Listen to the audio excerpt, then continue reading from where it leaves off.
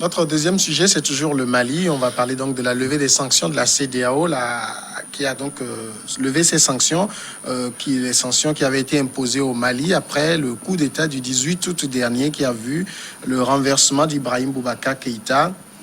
Les sanctions ont été levées afin de soutenir la transition censée ramener les civils au pouvoir au bout de 18 mois dans une déclaration publiée au lendemain de la formation du gouvernement dans lequel les membres de la junte occupent des positions stratégiques.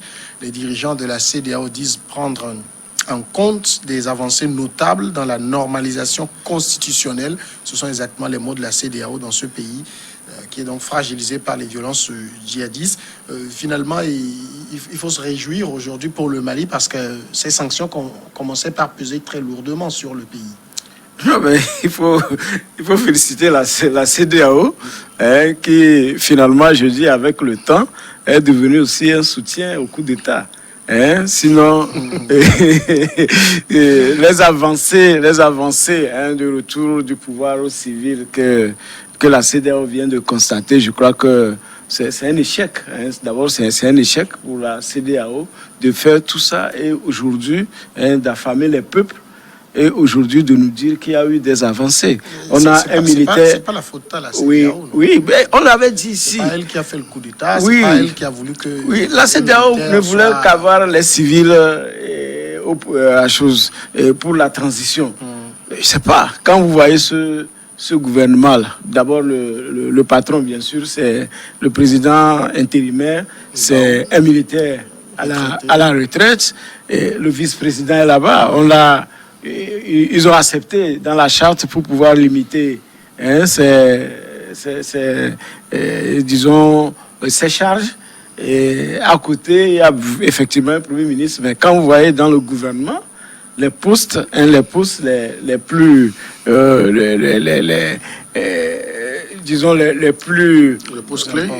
stratégiques sont détenus par les militaires. Bon, est-ce que cela veut dire que le pouvoir est retourné totalement aux civils? Nous avons dit ici que c'est le terrain qui guide l'action. Au fur et à mesure, les Maliens vont s'adapter. Et puis je vois que les Maliens, ils ont eu vraiment un coaching, certainement. Un coaching d'ailleurs, qui leur a permis de contourner les barrières de la CEDEAO. Sinon, la CEDEAO n'a fait que des victimes civiles. Des pauvres populations et commerçants et autres qui ont perdu de l'argent à cause de ces sanctions. Et je disais ici même que les pays même qui ont décidé de suspendre le Mali, eux aussi, ils en pâtissent. Parce que leur port, c'est eux, leur port qui desservent le Mali. Et donc, que ce soit le Sénégal, le Bénin, le Togo, la Côte d'Ivoire, le Ghana, ils ont été impactés également. Parce que quand vous voyez surtout les conteneurs, quand on dépose les conteneurs au niveau des ports, il y a un temps de franchise. Après le temps de franchise, il y a les surestarés. Donc, ils ont fait un mois de blocus. Un mois de blocus qui va payer tout ça. Et puis, il y a des biens périssables. Qu'est-ce que ça va devenir?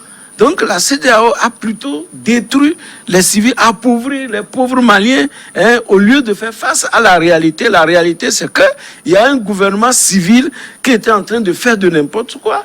Et il a fallu que des patriotes se lèvent pour dire non, ça va.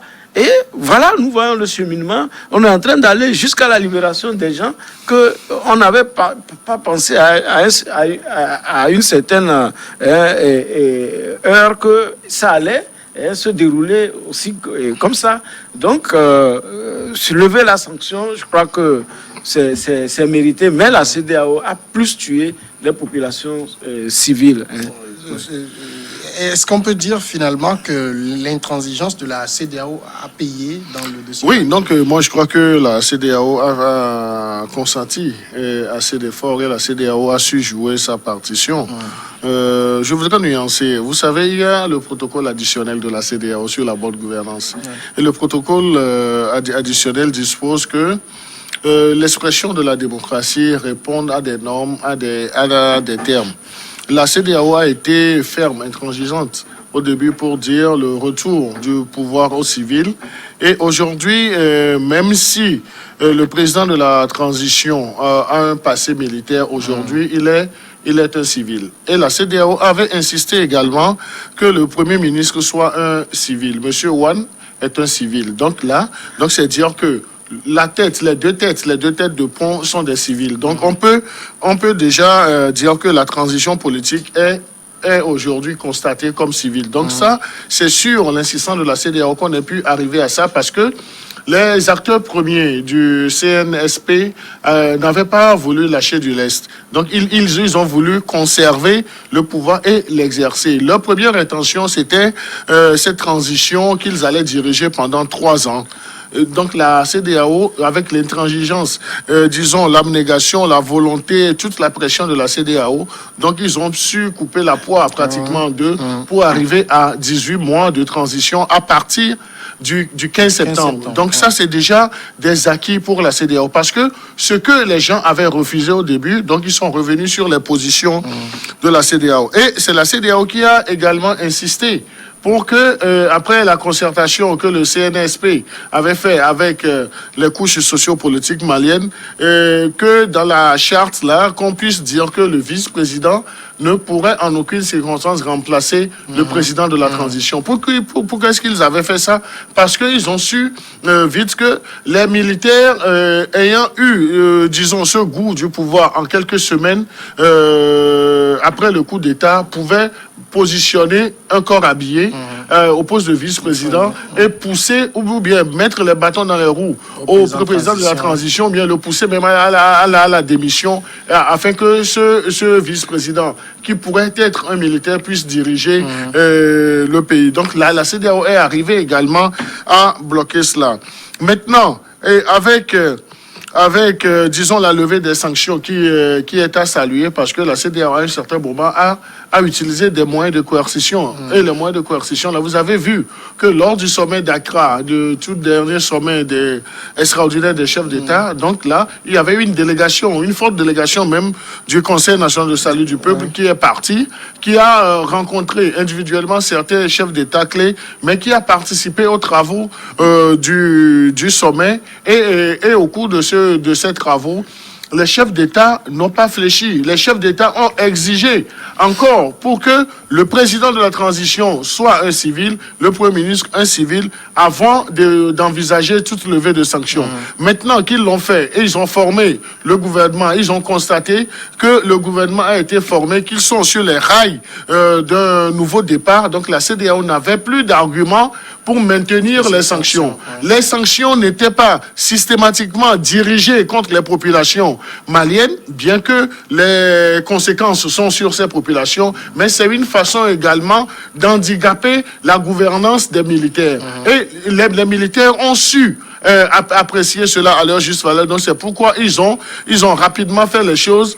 Ils ont répondu aux attentes de la CEDEAO. Et on doit plutôt se réjouir, disons, des efforts consentis par la CEDEAO pour arriver à ce niveau-là. Et vous l'avez dit dans votre introduction, vous avez dit que vous avez relevé le fait, c'est contenu dans la déclaration de la CEDEAO, que il y a eu des avancées notables vers la normalisation constitutionnelle. Donc on n'est pas encore à une totale normalisation, mais ils sont en mi-chemin, ils sont en route, parce que le gouvernement de transition a l'obligation de tout faire pour qu'il y ait des élections au bout des 18 mois et que le pouvoir soit totalement transféré à des civils. Au départ, la CEDEAO dit pas une transition qui dépasse 1 an. D'abord même le retour de IBK au pouvoir. Oui. Ils ne l'ont pas eu. Pas une transition qui dure plus qu'un an. Le mouvement de salut du peuple a dit 3 ans. Ils ne sont pas bêtes en disant 3 ans, mais ils ont obtenu la moitié. Plus 18 mois. Est-ce que vous voyez?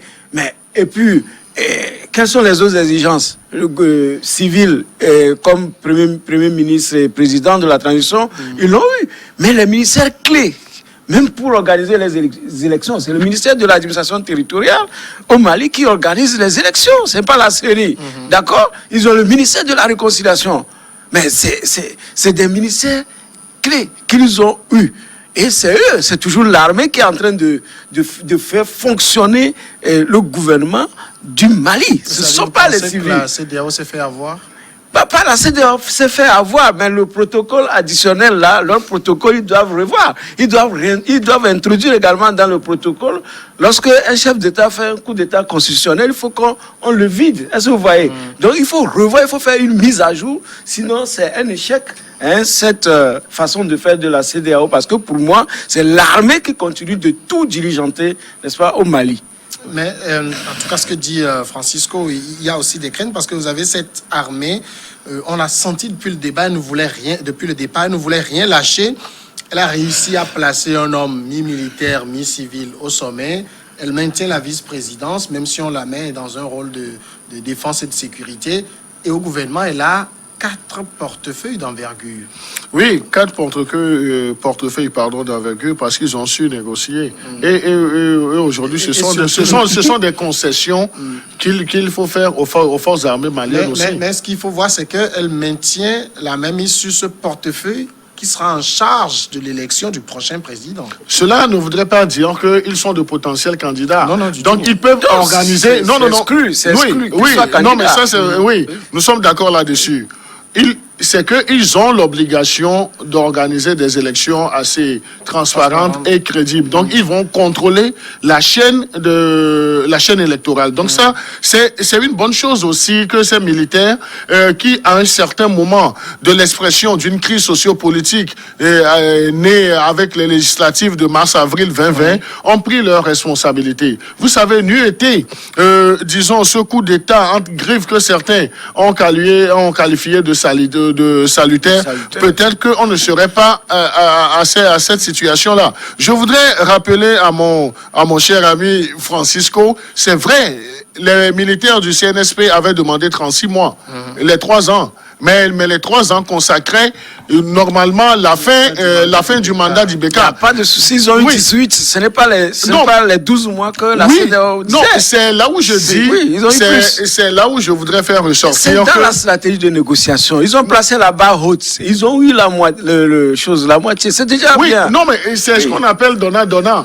Parce que la CEDEAO, à un certain moment, selon ma lecture, a privilégié aussi les intérêts des pauvres populations. Parce que la CEDEAO, c'est vrai, la CEDEAO au début avait dit le retour au pouvoir d'Ibeka. Mais Ibeka même s'étant désisté, donc la CEDEAO ne pouvait plus foncer droit dans le mur. Premier échec. Non, ce n'est pas un échec. mais la CEDEAO n'a fait que rappeler l'une des dispositions... Attendez. La CEDEAO n'a fait que rappeler l'une des dispositions de ce protocole additionnel sur la démocratie et la bonne gouvernance. Maintenant, vous luttez pour quelqu'un, pour que la personne soit rétablie dans ses droits, dans ses prérogatives, parce que M. Ibeka a été élu. Donc il n'a pas été un président qui a profité d'un coup d'État. Maintenant que M. Ibeka même s'est désisté, donc que pouvait faire encore la CEDEAO? Donc la CEDEAO n'avait d'autre choix que d'abdiquer. Maintenant, la CEDEAO a abdiqué et la CEDEAO a insisté sur le fait que la transition soit dirigée par des civils. Et les civils, ce sont les 2 ponts qu'on attendait, le président de la transition et celui qui sera à la primature. Est-ce que la CEDEAO a obtenu cela? La CEDEAO l'a obtenu. La CEDEAO l'a obtenu parce que le colonel-major Ndao n'est plus militaire de fonction. Donc c'est quelqu'un qui est un acteur civil aujourd'hui. Parce qu'il est retraité, donc il est reversé. Qui a des réactions uniquement civiles. Non, je ne me prête pas des intentions, mais ce que nous disons, oui. Est-ce que j'ai la parole? Est-ce que j'ai la parole, mon cher ami? Quand il s'est agi de choisir le Premier ministre, la CEDEAO avait eu cette phrase: on veut maintenant un vrai civil. Oui, on veut un vrai civil parce que en ce moment-là, la CEDEAO n'avait pas d'autre choix que d'insister sur le fait que ça soit un vrai civil, c'est-à-dire qui a fait toute sa carrière en tant que civil, qui a fait des postes de responsabilité. C'est parce qu'ils ont su. Parce que l'argument qui a été servi par les leaders du CNSP, c'est que le colonel Ndao n'est plus un militaire en fonction. Et lorsque vous quittez l'armée, vous redevenez un civil. Donc là, ils ont su jouer. Ils ont été habiles, ces leaders de... donc ils ont été habiles. Parce que à un certain moment, vous avez vu que à un certain moment, justement, les leaders du CNSP avaient eu des difficultés avec les leaders du mouvement du 5 juin, qui voulaient les embrigader dans leur logique. Mais ils ont dit non.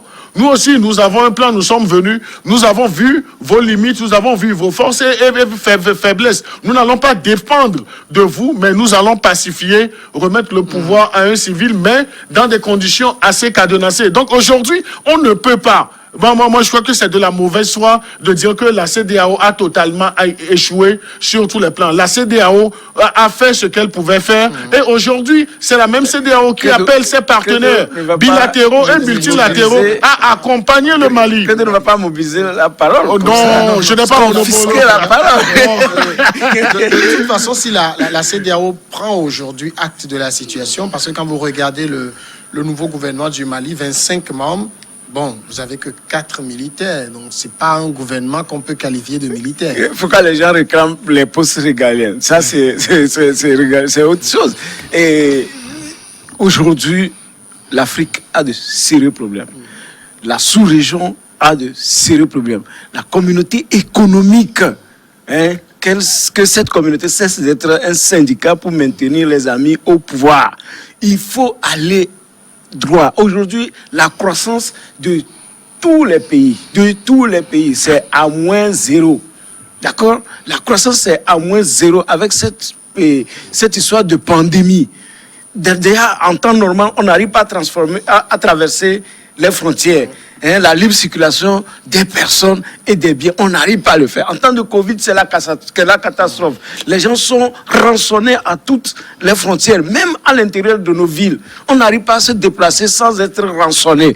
Donc ça, c'est les premiers pas. C'est les choses que la CEDEAO doit faire. Laissez la politique aux politiciens. Maintenant, l'économie, nos pays sont en train de s'enfoncer. L'Europe a déjà fait son plan. Et tout le monde. Et c'est la CEDEAO qui quand on se réunit, c'est pour dire que il faut ramener les civils au pouvoir, ou bien il faut rendre visite à quelqu'un parce qu'il a modifié une constitution, il faut aller le soutenir. Non.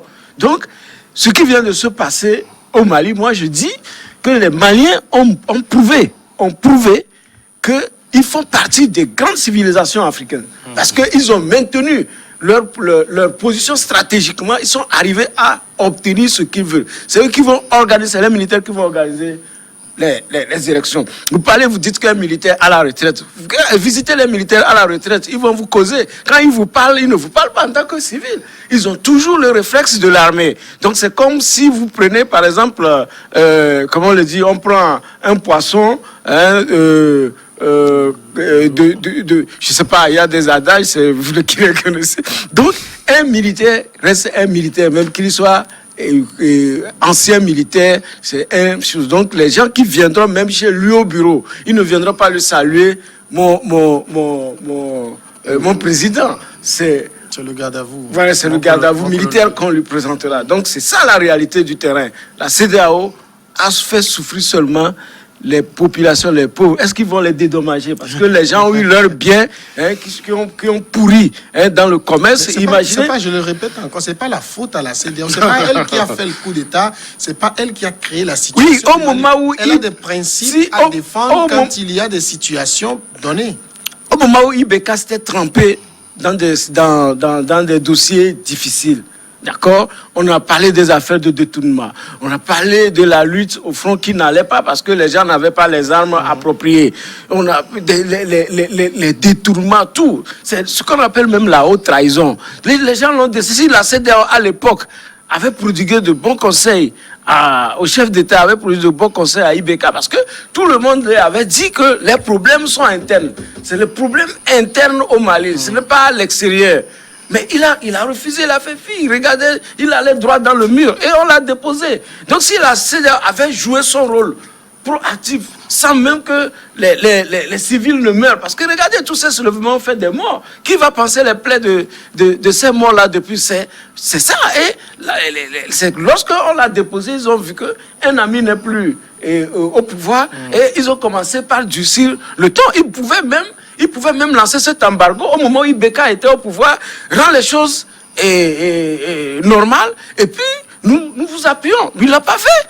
Mais c'est quand leur frère a perdu le pouvoir qu'ils sont partis, ils ont sanctionné les peuples. Les gens ont perdu peut-être leur commerce à vie, ils ont fait des pauvres. Donc il faut que la CEDEAO, ils ont fait les projets. Je dis que nous sommes présentement dans une période de pandémie où on ne peut pas traverser facilement les frontières. On est en train de nous anarquer dans toutes les frontières. Dans nos pays, quand vous prenez Lomé pour aller à Kara aujourd'hui, quand vous évaluez ce qu'un taximan donne, c'est énorme.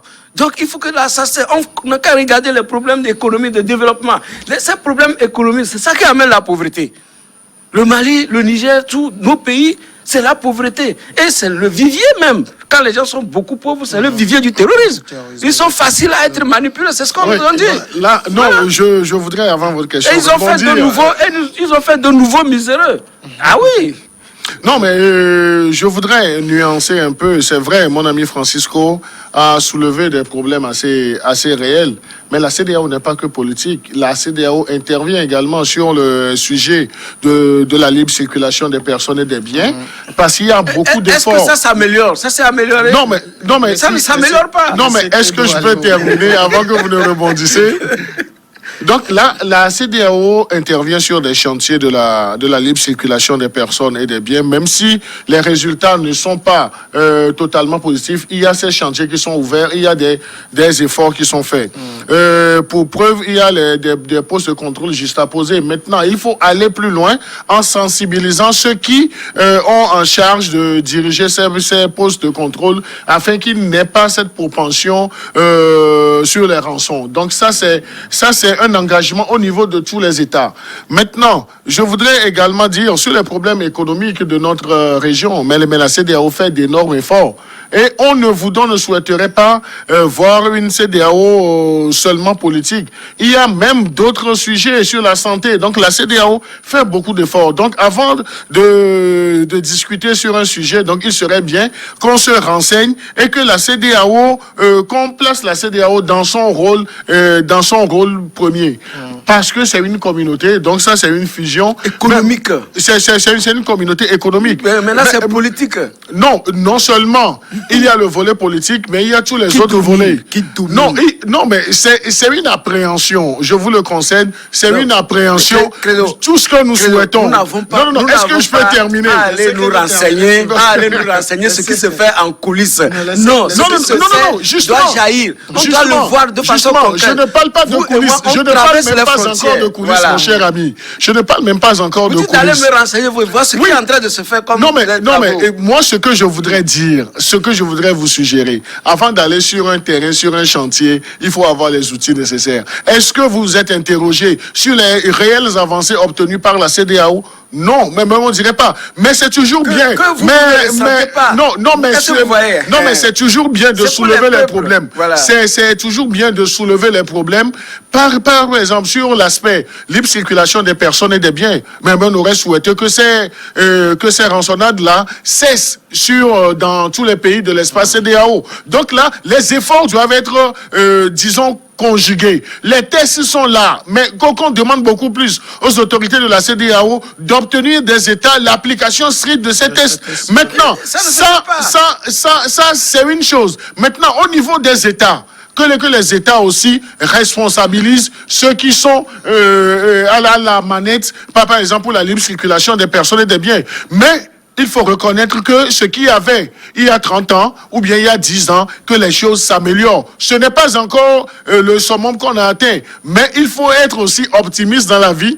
Lorsqu'il y a des efforts qui sont faits, qu'on puisse avoir le courage de reconnaître ces efforts et puis de demander plus. La CEDEAO fait des efforts, mais la CEDEAO peut mieux faire. D'accord. Il y a quand même une question qui me tient à cœur, c'est que finalement j'ai envie de savoir, est-ce que la CEDEAO n'a pas trop tôt levé ces sanctions, puisqu'il y a deux conditions que la CEDEAO attendait aussi, c'est la libération de tous les officiels civils et militaires qui sont détenus, toujours au camp Kati, et la dissolution du CNSP, ce qui n'est toujours pas intervenu.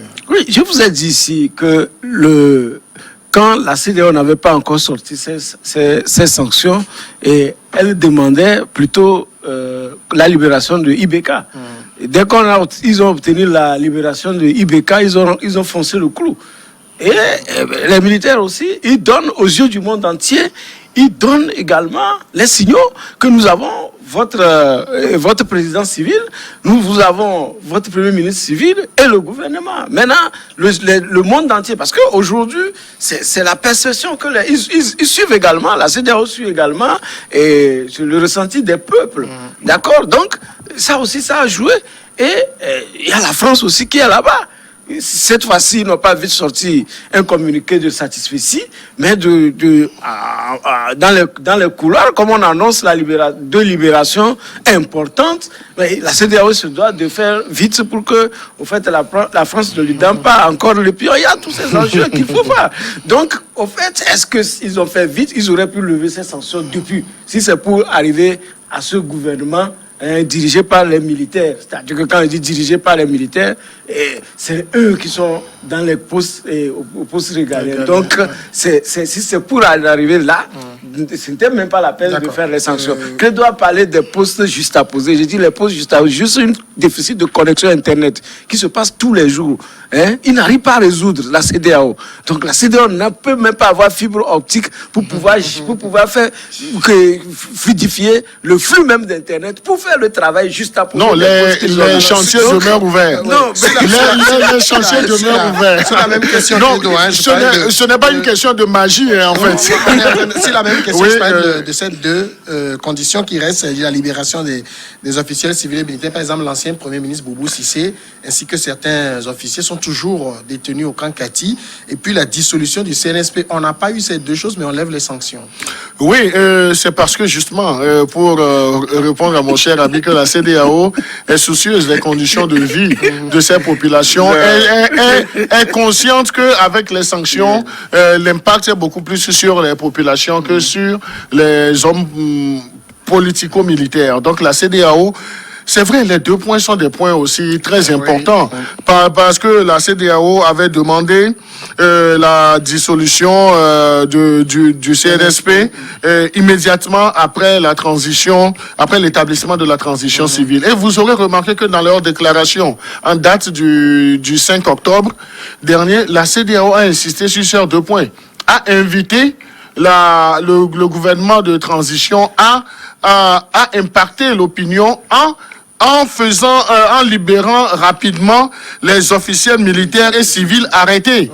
Parce qu'il y a même un général qui est arrêté. Et il y a le Premier ministre Boubou Cissé, plus d'autres acteurs civils. Donc là, la CEDEAO n'a pas oublié ces points. Donc c'est pourquoi c'est contenu dans leur déclaration. Je crois que c'est au point 11 de leur déclaration. Et le point 12...